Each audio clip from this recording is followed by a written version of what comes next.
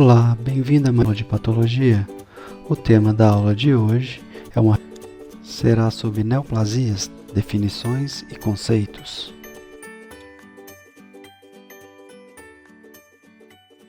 Nessa aula a gente vai falar um pouco sobre neoplasias. Antes da gente falar sobre neoplasias, uma coisa que a gente tem que deixar bem claro é o controle da proliferação celular que acontece no nosso corpo. As células elas tendem a ter um controle entre a taxa de multiplicação e a taxa de morte celular. Isso vale para a grande maioria dos tecidos que precisam de uma renovação. Essa multiplicação é dependente de fatores externos e fatores internos. Normalmente ela é estimulada por proteínas externas que sinalizam para essa célula que ela tem que entrar em multiplicação.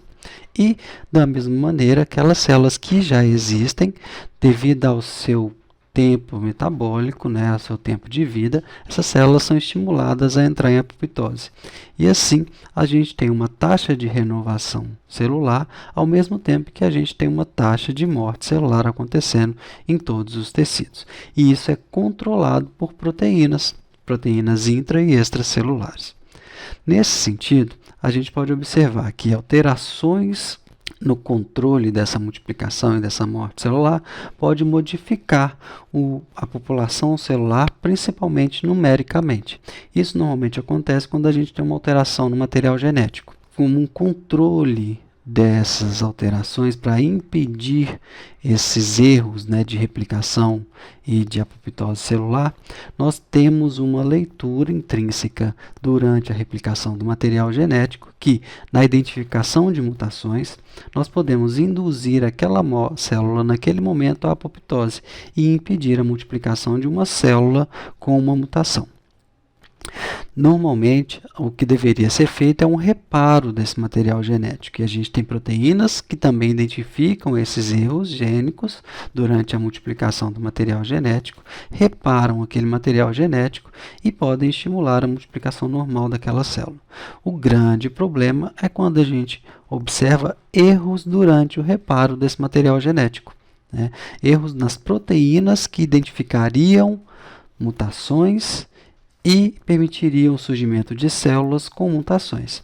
Essas proteínas alteradas favorecem o surgimento de células mutadas que podem dar origem a células que alteram a multiplicação celular, que impedem a apoptose celular no futuro.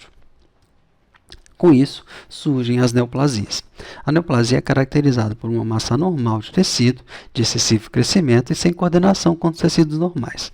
Ela tende a se multiplicar cada vez mais e, consequentemente, ela pode gerar um grande agrupamento celular conhecido como uma massa tumoral, ou uma massa neoplásica.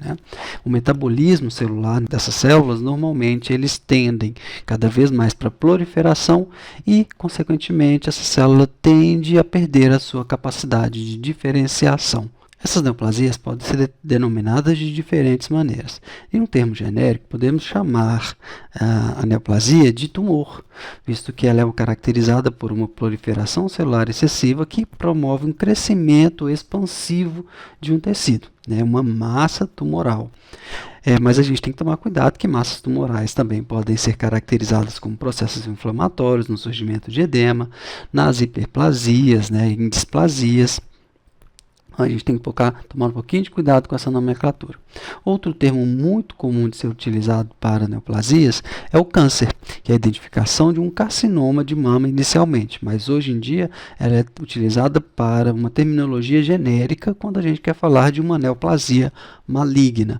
Mas o termo mais correto é usar a palavra câncer quando a gente está querendo referenciar uma neoplasia de origem epitelial maligna. E outro cuidado que a gente tem que tomar é quando a gente fala de neoplasias malignas e benignas. Quando a gente está falando disso, normalmente a gente tem que referenciar o comportamento histológico. Por quê? Clinicamente, a gente tem que avaliar o comportamento dessa neoplasia no paciente.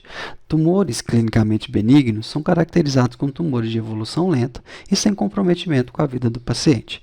Tumores de origem maligna ou tumores caracterizados como malignos são identificados como aquelas neoplasias que têm um crescimento muito rápido e, consequentemente, conseguem expandir, provocar complicações locais e, possivelmente, invadir sítios distantes e provocar disseminação para órgãos distantes, consequentemente, podendo promover a morte do paciente.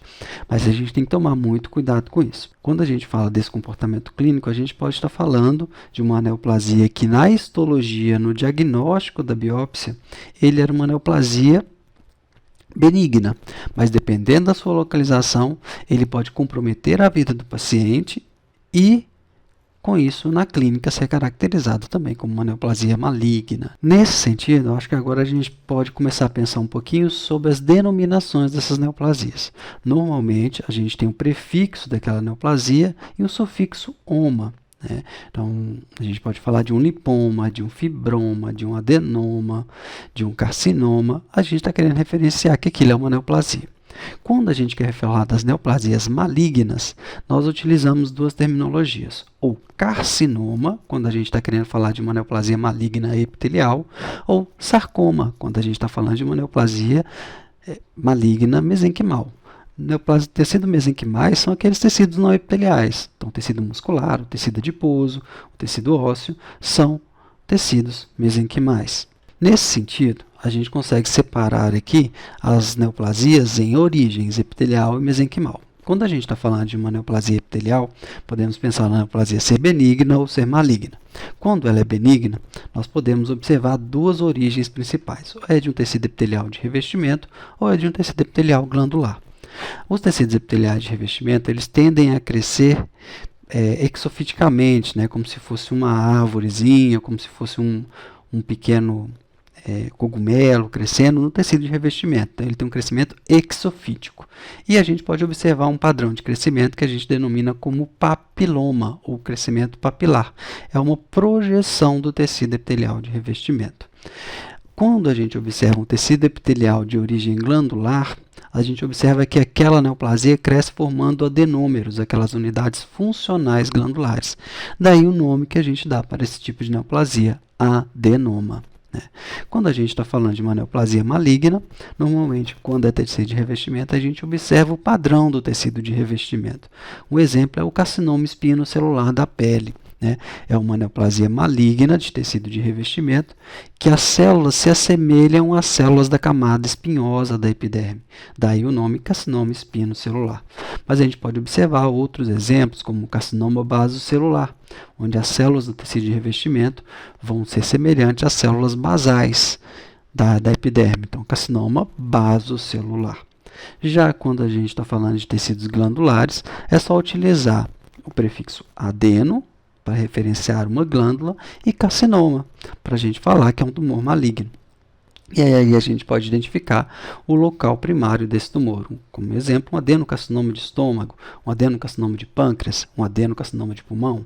Então, a gente está falando de uma neoplasia com características glandulares, maligna, e o local em que ela está surgindo. Aqui a gente tem um exemplo clássico disso, um adenoma polipoide, que a gente tem um intestino aberto, onde a gente pode observar a mucosa intestinal, e é o crescimento de neoplasias nessa mucosa intestinal, projetando para a luz do intestino. Então, aqui a gente pode observar essa projeção formando um crescimento polipoide. O que a gente observa aqui é que é um crescimento de uma célula epitelial de origem glandular. É um tumor benigno. Então, é um adenoma surgindo no intestino, um adenoma polipoide.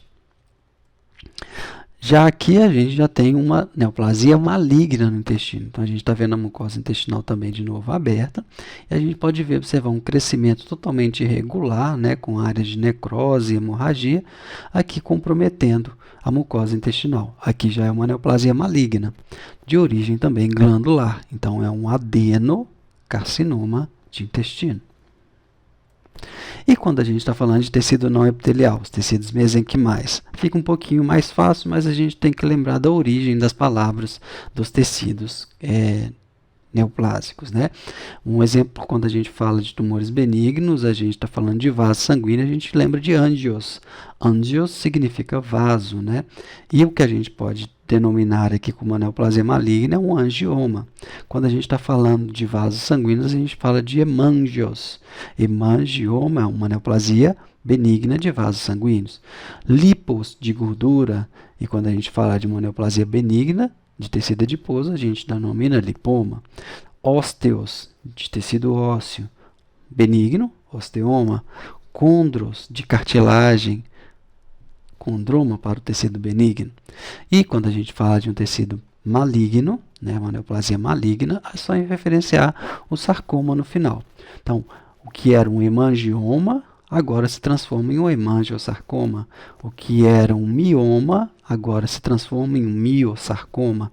O que era um lipoma, pode se transformar em um liposarcoma, e por aí vai. Aqui a gente tem um exemplo de um lipoma, uma neoplasia benigna de tecido adiposo. Isso aqui é um fragmento de alça intestinal. Agora a gente está observando a serosa do intestino e a gente encontra aqui na serosa do intestino um crescimento bem regular, bem delimitado, de coloração amarelada, que é simplesmente uma neoplasia benigna de tecido adiposo, um lipoma. Já aqui a gente observa uma massa muito irregular, com áreas de destruição, com hemorragias e necroses, com uma coloração mais pardacenta, que na verdade é uma neoplasia também de origem adipocitária, de tecido adiposo, só que é uma neoplasia maligna. Então ele é um liposarcoma. E a gente tem que tomar muito cuidado com duas nomenclaturas básicas: os epônimos, que são a denominação de neoplasias a partir da pessoa que descreveu aquela neoplasia primeiramente, como o tumor de Burkitt, o tumor de Wilms e o tumor de Hodgkin. O tumor de Burkitt e o tumor de Hodgkin são neoplasias de origem linfocitária, são linfomas. Só que devido à descrição de Burkitt e devido à descrição de Hodgkin, a gente consegue compreender que são linfomas com características totalmente distintas, tanto histológicas quanto clínicas. E é importante a gente identificar essas características, pois o prognóstico dessas lesões são totalmente distintas, os aspectos terapêuticos que podem ser promovidos para essas lesões são totalmente distintos, então é importante classificá-las. E o tumor de Wilms é um tumor renal, que é específico de surgir em uma determinada idade um paciente, e por isso ele é caracterizado de uma maneira distinta de outros tumores renais, de outras neoplasias renais. E a mesma coisa quando a gente fala de tumores de origem embrionária, São neoplasias que normalmente surgem a partir de células resquiciais embrionárias que podem ser encontradas no nosso corpo. Essas células resquiciais embrionárias podem adquirir características histológicas distintas e denominamos a partir da característica histológica distinta que ela adquire. Então, os mixomas são neoplasias de origem embrionária que dá simplesmente a formação de matriz mixoide numa massa tumoral. Os blastomas são neoplasias de origem embrionária que formam uma grande massa de células atípicas, totalmente anaplásicas, sem a formação tecidual específica, semelhante a blastos, células pobremente diferenciadas. E os teratomas têm esse nome muito específico devido à especificação da palavra. Teratos vem de monstruosidade. Os teratomas são neoplasias de origem embrionária que podem formar diferentes tipos teciduais na mesma massa. Então ele pode se especializar formando um tecido epitelial queratinizado, pode formar um tecido mesenquimal osteocondroide, pode formar um tecido mesenquimal muscular, tudo na mesma massa tumoral. Isso é muito encontrado em ovário, E as pessoas identificavam isso como se a mulher estivesse gestando uma monstruosidade, Ninguém conhecia exatamente o que estava acontecendo ali, daí o nome teratos, de uma monstruosidade. Só que no final das contas a gente observa hoje que aquilo ali nada mais é do que uma neoplasia que pode dar origem a diferentes tipos teciduais. Aqui a gente tem um exemplo desses teratomas, Aqui a gente pode observar um ovário e dentro desse ovário uma massa tumoral formando tecido epitelial queratinizado, podendo formar até cabelo. Aqui a gente tem a formação de um globo ocular. Aqui a gente tem formação de tecido adiposo e até mesmo um dente no ovário dessa paciente. Então quem olha isso à primeira vista acha que essa pessoa estava gerando um feto que não veio a termo, que não se organizou os seus tecidos e na verdade era um monstro, mas na verdade isso aqui nada mais é do que uma neoplasia que tem a capacidade de especialização em diferentes tecidos. né? Mas os teratomas, eles podem também ser observados em outros órgãos. Aqui a gente tem um teratoma hepático, uma neoplasia de origem embrionária, formando diferentes padrões teciduais pouco distintos, né? A gente poderia encontrar na histologia que é a formação de um tecido epitelial glandular, a gente poderia encontrar a formação de tecido adiposo, a gente poderia encontrar a formação de tecido fibroso, né? Só que pobremente diferenciado. Isso nos chama a atenção para uma coisa. Normalmente, as neoplasias, quanto mais proliferativa ela for, ela vai tender a perder a sua diferenciação. Então, esses tumores, quando encontrados com esse aspecto pobremente diferenciado, normalmente eles são malignos. Já esses tumores que são feios, né, muito aberrantes, eles são bem especializados, as células são bem diferenciadas, a taxa de multiplicação é baixíssima. Normalmente, esses tumores são tumores benignos. Daí a gente denominando teratomas benignos e teratomas malignos, né? Dependendo da sua característica proliferativa e de diferenciação celular. Assim, a gente pode começar a pensar nas características histológicas principais das neoplasias. As neoplasias benignas, elas tendem a apresentar, na maioria das vezes, um tecido muito semelhante ao tecido de origem, o que a gente chama de um tecido típico ao seu local de origem, né? Tecido bem diferenciado. A gente observa com isso que essas neoplasias tendem a ter baixo índice proliferativo. Já que ela está conseguindo se diferenciar, ela não tem tanta capacidade de proliferação assim. Então, o número de mitoses dentro daquela massa neoplásica é baixo. Ele não tende a infiltrar os tecidos adjacentes, né? Aquela neoplasia ela tem um crescimento expansivo, ela tende a comprimir o estroma, mas essas células elas tendem ainda a apresentar um grau de adesão celular, célula-célula, uma comunicação célula-célula muito maior. Então, ela não consegue ser independente e invadir os tecidos vizinhos. E, normalmente, devido a essa taxa proliferativa baixa, o seu crescimento é lento e a formação de vasos sanguíneos para nutrir aquele tecido, ela cresce ao mesmo tempo que aquelas células estão se multiplicando. Com isso, poucas áreas de morte celular por necrose são observadas, principalmente poucas áreas de hemorragia também são observadas nesse local.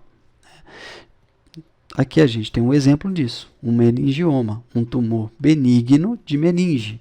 É uma massa bem organizada, né, bem delimitada, com características histológicas que podem ser semelhantes às células da meninge, né, mas a gente sempre tem que tomar um pouquinho de cuidado quando a gente fala de tumores benignos. O meningioma está localizado na meninge, que faz parte de um revestimento do tecido nervoso central. Esse meningioma pode levar a uma complicação clínica por compressão do tecido nervoso, levando a um comprometimento clínico desse paciente que pode ser incompatível com a vida desse paciente. Eu estou falando de uma neoplasia benigna com aspectos clínicos malignos. E, por falar em malignidade, histologicamente a gente caracteriza uma neoplasia maligna pela sua perda de diferenciação celular. Normalmente as células são mais atípicas, elas não tendem a se parecer com seu tecido de origem.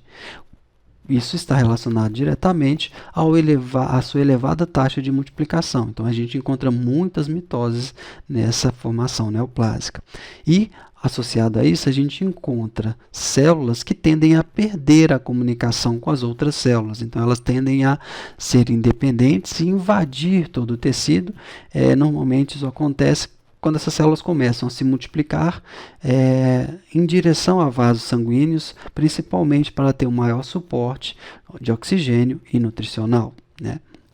E, consequentemente, aquela massa neoplásica ela não é tão bem delimitada, né? Ela tem um aspecto mais invasor, mais disseminativo. E, devido também a essa alta taxa de proliferação, essas células vão multiplicar muito rapidamente e o comportamento de angiogênese, de formação de vasos sanguíneos para nutrir essa nova massa, ele não consegue acompanhar essa taxa de multiplicação. Então, normalmente a gente encontra grandes áreas de morte celular no meio da neoplasia devido a uma baixa irrigação sanguínea naquele local. Outro evento muito importante de salientar nas neoplasias malignas é a capacidade dessas células, a partir da sua característica de invasão, penetrar nos vasos sanguíneos e, por vasos sanguíneos ou até mesmo por vasos linfáticos, se disseminar para órgãos distantes, se implantar nesses órgãos distantes. Esse nome para essa alteração nós caracterizamos como metástase, né? O implante de células em órgãos distantes daquele de origem. E sempre lembrando, as neoplasias malignas, normalmente ela tem também um comportamento clínico maligno, né? Normalmente a gente vai observar nesses pacientes portadores dessas neoplasias a ocorrência de anemia, principalmente devido a uma diminuição da produção de células na medula óssea, uma caquexia, né, por uma competição metabólica, a gente tem uma diminuição da atividade metabólica muscular e a gente tem uma perda de massa muscular nesses pacientes, devido a uma característica muito importante de neoplasias malignas, a gente chama de expoliação do paciente. Ela tende a diminuir a capacidade metabólica de outros tecidos por uma competição nutricional nesse indivíduo. E assim a gente finaliza a nossa aula. Obrigado pela atenção de todos.